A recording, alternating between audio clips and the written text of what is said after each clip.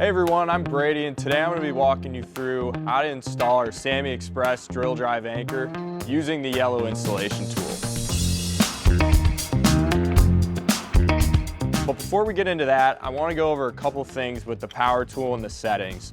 When you're looking at the tool that you're using, you're going to want to make sure that it's a minimum of 18 volts. You're going to want to put it in drill mode and not hammer mode. And obviously every drill is going to be different. The one I'm using has a 2-in-1 setting.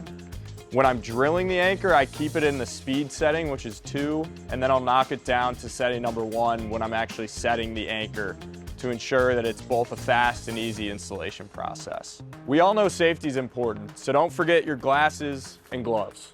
Once you have these on, you're ready to start the installation. First, you'll take your yellow X-PRESS tool and put it into the chuck of the drill. Then tighten the front of the drill. Next, you'll take your X-PRESS drill drive anchor and put it in the top of the tool. Make sure that it sits recessed with the face of that yellow tool. And if it doesn't fall in on the first try, you can turn the anchor back and forth to get it to fall in. Lift the tool and the anchor up to the steel and place your hand at the back of the drill for extra leverage and begin drilling.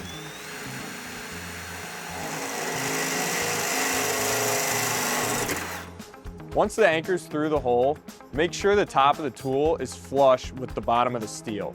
Now it's time to hold the yellow handle to finish setting the anchor.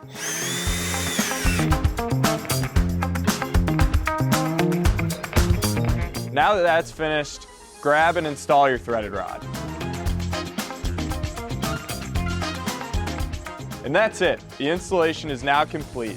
Thanks for watching. If you have any questions, feel free to reach out in the comments section or visit us at our website.